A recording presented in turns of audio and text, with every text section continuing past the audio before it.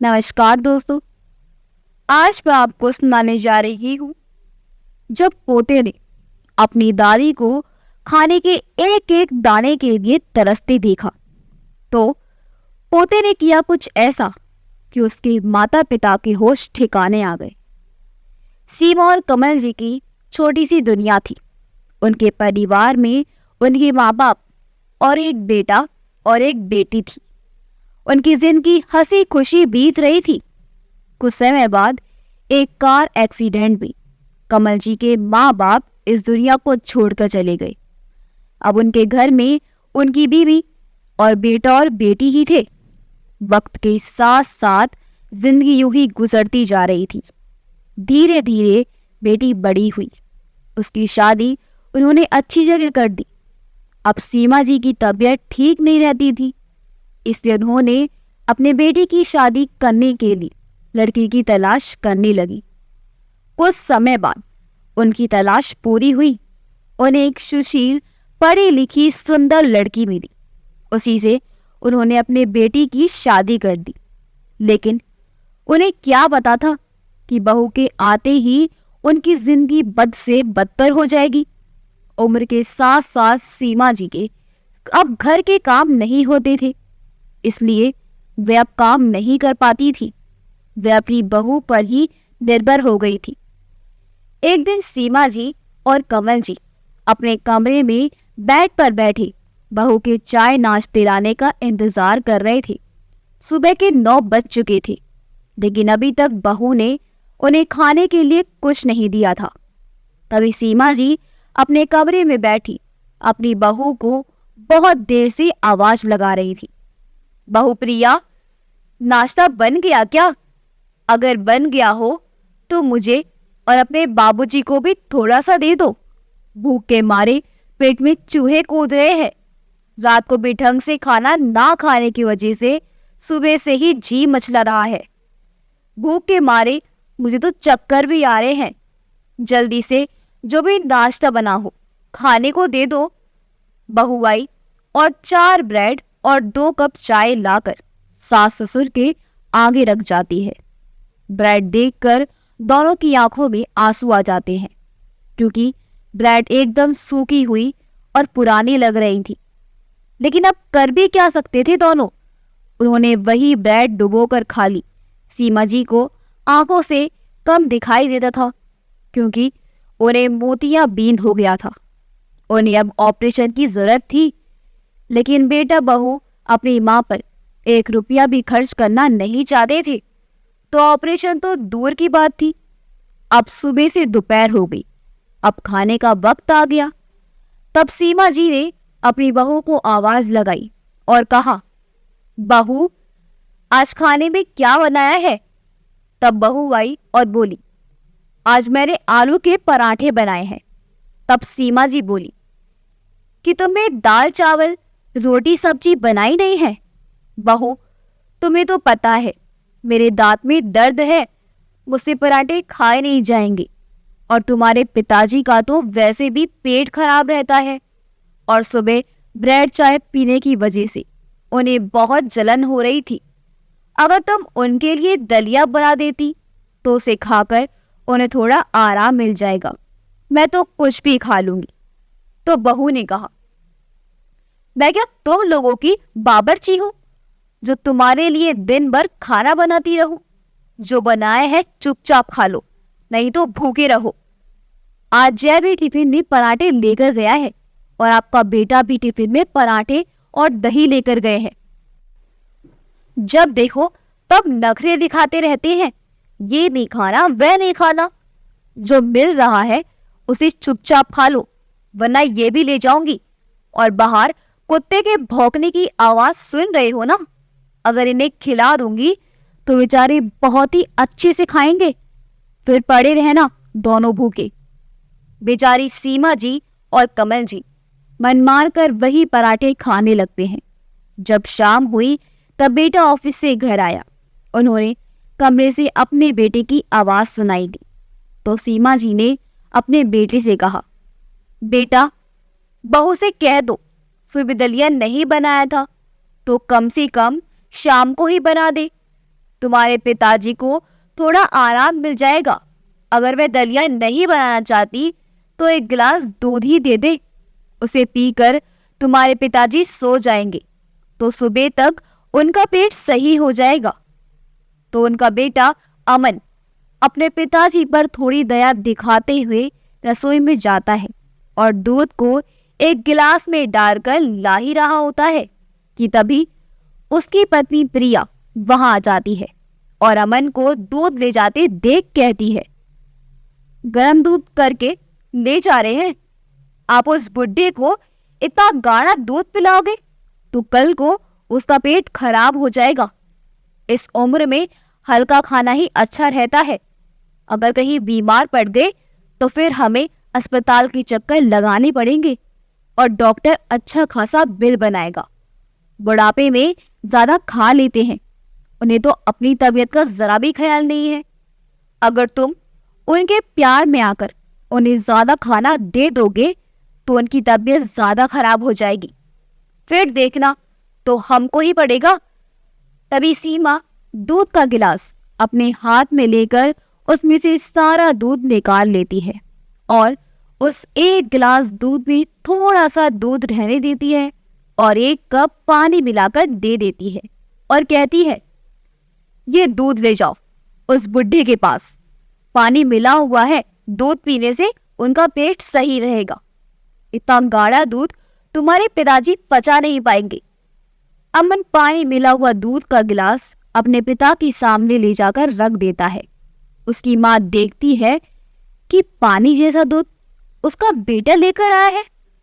उस दूध को देखकर उसकी माँ की आंखों में आंसू आ जाते हैं, लेकिन फिर भी वह अपने पति को वह दूध पीने को कहती है। कमल जी दूध को पीकर सो जाते हैं। जब सुबह हुई तो उनका 8 साल का पोता उधर ही आंगन में अपने वीडियो गेम के साथ खेल रहा था और अपने हाथ में पकौड़ा लिए खा भी रहा था।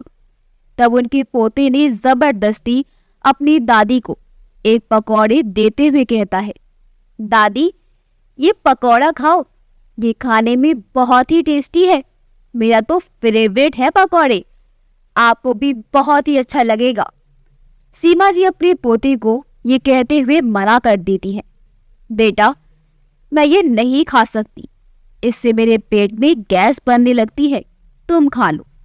लेकिन जब उनका पोता जिद करने लगा तो सीमा जी एक पकौड़ा अपने मुंह में डाल लेती हैं। उस पकौड़े का स्वाद ऐसे ले रही थी जैसे बरसों के बाद कुछ अच्छा खाने को मिला हो। इतने दिनों से उनके मुंह का स्वाद जो बिगड़ा हुआ था, लेकिन उन्हें दुख हो रहा था कि उनके पति को वह स्वाद नसीब नहीं हो रहा है। लेकिन उनका पोता अपनी दादी के मन की बात को समझ गया। वह तुरंत अपने दादाजी के पास गया और चुपके से एक पकौड़ा अपने दादाजी को देते हुए बोला, दादाजी आप ये पकौड़ा फटाफट खा लीजिए, वरना मम्मी आ जाएंगी और बहुत डांट लगाएंगी। कमल जी अपने पोते की बात मानकर एक पकौड़ा उठा लेते हैं और खा लेते हैं। उन्हें भी बहुत आनंद आ रहा था और उनका पोता तुरंत वहां से चला जाता है। एक दिन की बात थी जब कमल जी रात को खाना खाकर लेटे थे और बेटा बहू भी अपने कमरे में जाकर लेट चुके थे। तब रात में कमल जी के सीने में दर्द होने लगा, उन्हें हार्ट अटैक आ गया था। सीमा जी तुरंत अपने बेटे के कमरे की तरफ दौड़ती हुई गई और आवाज लगाई, बेटा देखो तुम्हारे पिताजी को क्या हो गया है। लेकिन बेटा और बहू ने ये कहकर मना कर दिया कि मुझे सोने नहीं देती हो, जो भी होगा सुबह देखा जाएगा। सीमा जी अपने कमरे में आकर कमल जी को बेबस नजरों से निहारती रह गई। तुरंत इलाज ना मिलने के कारण कमल जी की उसी रात में मौत हो गई। सीमा जी की जिंदगी में बिल्कुल अंधेरा हो गया था। एक कमल जी ही थे जिससे वह अपने मन की बात कर लिया करती थी। दिन बीतते गए, उनकी बहू अब दिन प्रतिदिन अपनी सास सीमा जी के साथ गलत व्यवहार करती थी। अब तो उन्हें ढंग से खाना भी नहीं देती थी, उन्हें अक्सर बासी खाने ही देती थी। जिसके कारण उनका पेट खराब हो जाता था। इस पर भी उनकी बहू कहती है, कितनी बार कहा है कम खाया करो, इसी वजह से तुम्हारा पेट खराब हो गया है। अब इनको दवाई दिलाओ, दवाई का खर्चा बढ़ा देती हैं। बहू के मुंह से खरी खोटी बातें सुनकर सीमा जी बहुत दुखी हो जाती हैं और अपने मन में सोचती है, एक तो लाचार बुढ़ापा, दूसरा पति को मरे कुछ महीने ही बीते हैं, ऊपर से बहू के ताने जब देखो किसी न किसी बात पर मेरे ऊपर बरस पड़ती है। हे भगवान, क्या करूं?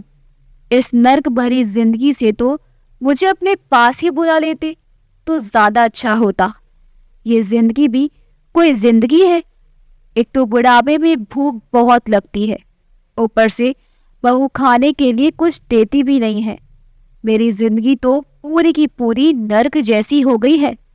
एक तो भूखे रहो, ऊपर से बहू की 4 बातें भी सुनो, और मेरे बेटे की बहू के आगे एक नहीं चलती।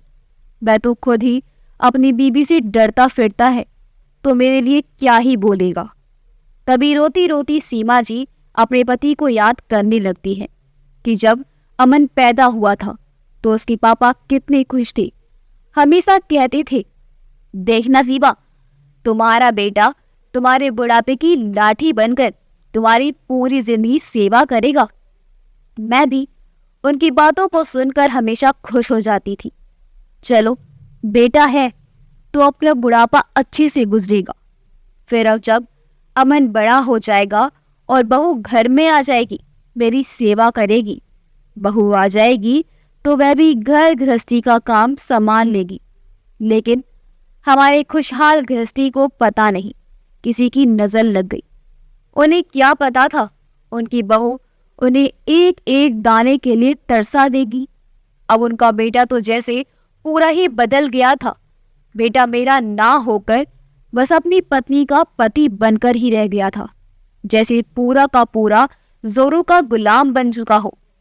उसे अपनी माँ पर जरा भी दया नहीं आती थी। उसे अपनी माँ के दुख सुख से कोई भी लेना देना नहीं था। उसकी पत्नी जो कह देती वह वही सुनता और वही करता। उसका अपना दिमाग तो जैसे काम करना ही बंद हो गया था। सिर्फ और सिर्फ अपनी पत्नी ही की सुनता था और उसके ही इशारों पर नाचता था। फिर बहू चाहे सही बोले या गलत, पलटकर कभी भी एक बार नहीं कहता था कि तुम मेरी माँ से ऐसे क्यों बात कर रही हो, तुम मेरी माँ के संग ऐसा कैसे कर सकती हो। अरे, मैं जानता हूँ मेरी माँ कैसी है, मैं बचपन से ही जानता हूँ मेरी माँ बहुत अच्छी है। लेकिन वह कुछ भी नहीं कहता था। अब तो ये हालत हो गई थी कि धीरे धीरे बहू ने पूरे घर पर कब्जा कर लिया था। खेती बाड़ी और पति की पेंशन से जो भी पैसा आता था वह भी अपने पास ही रखती थी। मुझे दवाइयों के खर्च के लिए भी पैसे नहीं देती थी। अब मेरे पास ना तो दवाई खरीदने के लिए पैसे होते थे और ना ही अपनी जरूरत का कोई भी सामान खरीदने के लिए। मेरी कमर में हमेशा बहुत दर्द रहता था, जिसके लिए डॉक्टर ने बताया था कि इसका ट्रीटमेंट करवाना पड़ेगा, वरना धीरे धीरे आपका चलना मुश्किल हो जाएगा। और बहू अपनी मन मर्जी चलाती। सीमा जी को इलाज के लिए पैसे भी नहीं दे रही थी, जिसके कारण दिन पर दिन उनका दर्द बढ़ता जा रहा था। प्रिया को तो यही लगता था कि वह अपनी सास के साथ चाहे जैसा व्यवहार करे, वह उसका क्या बिगाड़ लेगी। धीरे धीरे करके उसने उन्हें बहुत ज्यादा तंग करना शुरू कर दिया और मेरा बेटा चुपचाप बहू की करतूत को देखता रहता, कुछ भी नहीं कहता। लेकिन सबके सामने जो बहू ऐसे जताती जैसे मेरा इतना ख्याल रखती है, उसको मेरी बहुत चिंता है। एक बार मेरे मायके से मेरे भैया और भाभी आए थे, तो मेरी बहू ने तो ऐसे स्वागत सत्कार किया जैसे उससे बढ़कर तो इस दुनिया में कोई भी नहीं हो। अपनी सास से बढ़कर उसको कोई पूजनीय ना हो। सासू माँ ये खा लो, सासू माँ वह खा लो, सुबह से लेकर शाम तक दिखावा ही दिखावा करती रहती थी, जिससे सबको ये लगे कि वह मेरी बहुत कद्र करती है। मेरी फटी पुरानी साड़ी को उसने अपने पास रख लिया और कहा, माँ जी, आप मेरी साड़ी पहन लीजिए, आप पर बहुत ही अच्छी लगेगी। और मुझे अपनी साड़ी पहना देती थी। मुझे लगा कि मेरी बहू ने सच में मुझे साड़ी दे दी है, लेकिन मुझे क्या पता था, बहू तो मेरे मायके वालों के सामने ये सब दिखावा कर रही थी कि वह मुझे बहुत अच्छे से पहनाकर और खिलाकर रखती है। मेरी भाभी एक दिन मेरे पास बैठकर बातें कर रही थी कि तभी मेरी बहू दिखावे के लिए नीचे जमीन पर बैठकर मेरे पैर दबाने लगी, जिससे मेरी भाभी को लगे कि मेरी ननद की तो घर में बहुत सेवा होती है। आपकी बहू आपकी कितनी सेवा करती है दीदी, अब हमारी तो सारी चिंता ही खत्म हो गई। अरे, चिराग लेकर ढूंढते तब भी आपको ऐसी बहू नहीं मिलती जो अपनी सास की इतनी सेवा करती है, जो आपके खाने पीने से लेकर आपके पहनने ओढ़ने तक का इतना ध्यान रखती है। दीदी, आपकी बहू तो सच में पूरे की पूरी अन्नपूर्णा है। लेकिन मेरी भाभी को क्या पता था कि मेरी बहू सिर्फ उनके आगे दिखावा कर रही है। वह तो मुझे एक एक पैसे के लिए भी तरसा देती है। अरे, एक एक रोटी के लिए भी तरसा देती है। सीमा जी के भैया और भाभी उनके खाने के लिए कुछ फल फ्रूट और मेवा लेकर आए थे कि अरे, मेरी बहन के खाने पीने के लिए हो जाएंगे। लेकिन जैसे ही सीमा जी के भैया भाभी चले गए, उनकी बहू आ करके फल फ्रूट और मेवा उठाकर अपने कमरे में ले जाती है और कहती है कि तुम्हें इन फल खाने की क्या जरूरत है। अरे, फल खाकर कौन सा तुम ज्यादा ही जी लोगी, कौन सी तुमको कमाई करनी है। अरे, घर में बैठी बैठी चारपाई ही तोड़नी है, जो 2 रोटी मिल रही है वही खाती रहो, तुम्हें फल और मेवा की कोई जरूरत नहीं है। बहू की ऐसी जली कटी बातें सुनकर सीमा जी की आंखों में आंसू बहने लगते। अपनी आंखों के आंसू को अपनी फटी हुई साड़ी के पल्लू से पोंछती हुई सोच रही थी कि बहू कुछ ढंग का खाने को देती नहीं है। अगर मेरे मायके वाले कुछ लेकर भी आते हैं तो बहू उठाकर अपने कमरे में ले जाती है। बेटे से भी क्या कहूँ, मेरी तो वह बिल्कुल भी नहीं सुनता। घर में सीमा जी का पोता दिन भर घर में रहकर अपनी माँ और अपनी दादी की बातों को सुनता रहता था और देखता रहता था कि माँ दादी के साथ किस तरह का व्यवहार कर रही थी। सीमा जी का पोता जय अब इतना छोटा भी नहीं था कि इन सारी बातों को समझ ना पाए। जय अपनी दादी को बहुत प्यार करता था। अपनी दादी को इस तरह से जब भी देखता है तो उसे बहुत ही दुख और तकलीफ होती थी। उसको बहुत गुस्सा भी आता था।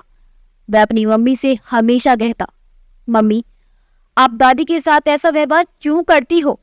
उनको हमारी तरह अच्छा अच्छा और स्वादिष्ट खाना खाने के लिए क्यों नहीं देती हो? उनका भी तो मन करता होगा ना अच्छा खाने खाने का। तभी प्रिया जय के गाल पर एक जोरदार तमाचा लगाते हुए कहती है, चुप कर दादी के चमचे, ज्यादा मुझसे जवान लड़ाने की जरूरत नहीं है। बुढ़िया के पास बैठ बैठकर बुढ़िया की जुबान बोलने लग गए हो। आज से तेरा बुढ़िया के पास बैठना उठना बिल्कुल बंद कर दूंगी। चल जा अपने कमरे में और अपनी पढ़ाई पर ध्यान दे, और आइंदा मुझसे जुबान लड़ाने की जरूरत नहीं है, वरना तुझे भी अपने से दूर हॉस्टल में पढ़ने के लिए भेज दूंगी। बेचारा जय माँ की डांट खाकर अपने कमरे में जाकर चुपचाप पढ़ने में लग जाता है।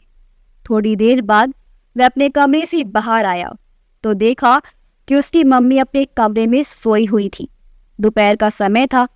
वह चुपचाप से अपनी दादी के कमरे में जाता है और देखता है कि उसकी दादी सो रही है या जाग रही है, और धीरे धीरे से अपनी दादी को हिलाते हुए पूछता है, दादी, आप सो रही हो क्या? तब सीमा जी ने कहा, नहीं बेटा, बस ऐसे ही आंखें बंद करके लेटी हुई थी, और उसे अपने पास बैठा लेती है। जय अपनी दादी के पास उधर ही चारपाई पर बैठ जाता है और कहता है, दादी, आप अपनी आंखें बंद करके हाथ आगे करो, मैं आपके लिए कुछ खाने को लाया हूँ। तो सीमा जी बोली, बेटा, अगर तेरी माँ ने देख लिया तो तेरी पिटाई कर देगी, इसलिए तू जो भी लाया है उसे वापस ले जा, मुझे नहीं खाना है। जय बोला, दादी, मम्मी अभी अपने कमरे में सो रही हैं, मैं आपके लिए खीर लेकर आया हूँ। आज मम्मी ने सुबह खाने में खीर बनाई थी, आपको खीर बहुत पसंद है ना? मैं आपके लिए कटोरी छुपा कर लेकर आया हूँ। मैं दरवाजे पर खड़ा हो जाता हूँ, आप जल्दी जल्दी खा लो, वरना मम्मी देख लेंगी तो हम दोनों की खैर नहीं। आज तो सीमा जी अपने पोते की ऐसी प्यार भरी बातें सुनकर उसको कसकर गले लगा लेती हैं और कहती हैं, बेटा, मैं इस तरह से चोरी छुपे खाना नहीं खा पाऊंगी। अगर तेरी माँ ने देख लिया तो मुझे भी मारेगी और मेरे साथ साथ तुझे भी मारेगी, तो तुझे मार खाते हुए मैं नहीं देख सकती, इसलिए तू इस खीर को ले जा, मुझे नहीं खाना।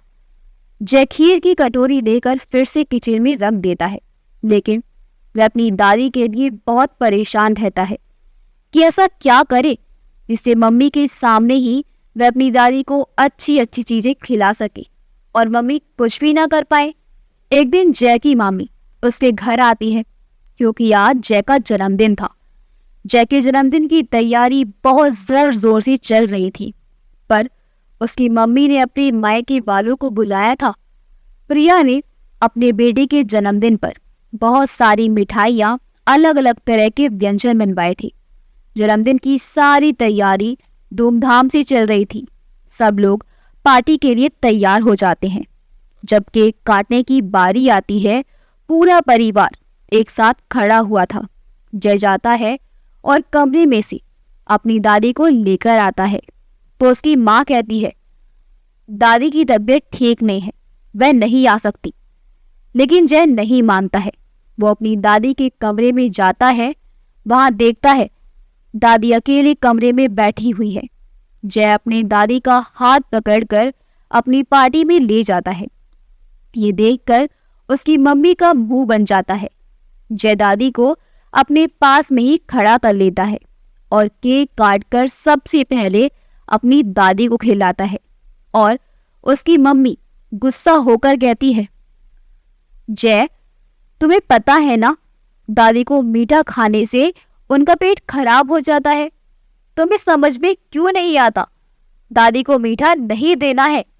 कितनी बार मना किया है तुमको कि दादी को कुछ भी उल्टा सीधा मत खिलाया करो।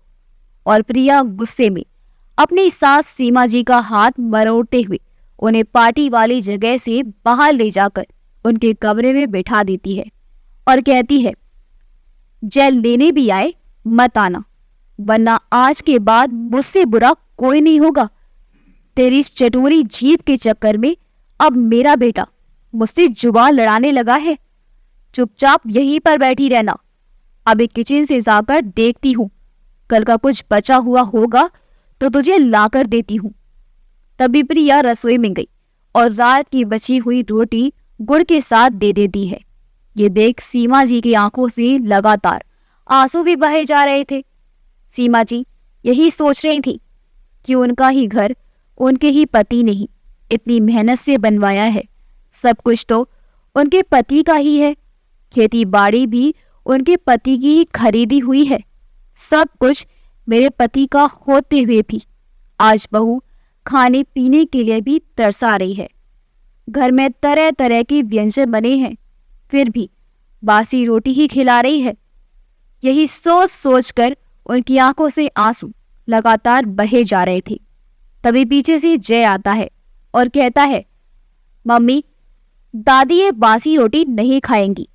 आज मेरा जन्मदिन है और दादी वही खाएंगी जो मेरी जन्मदिन की पार्टी में बना है, वरना मैं भी यही खाऊंगा। तो दादी खा रही है और दादी का अगर पेट खराब होगा मैं डॉक्टर को बुला लूंगा। मैं देखना चाहता हूँ कि ऐसा खाना खाने से दादी का पेट खराब होता है कि नहीं। आप हमेशा मुझसे झूठ कहती हो कि दादी का पेट खराब हो जाता है। अगर दादी को खाना खाने को नहीं दोगी तो पेट तो खराब होगा ही ना। अरे इन बासी रोटियों से क्या दादी का पेट भरता है? हम सब वहाँ बैठकर अच्छे अच्छे पकवान खाएंगे और दादी यहाँ रात की बची हुई बासी रोटी खाएंगी। और ये घर आपसे पहले मेरी दादी का है और ये सब कुछ मेरी दादी जी का है। सब कुछ दादा और दादी का ही तो है और उन्हीं को एक रोटी को तरसाती हो। वह छोटा बच्चा आज ही 10 साल का हुआ है।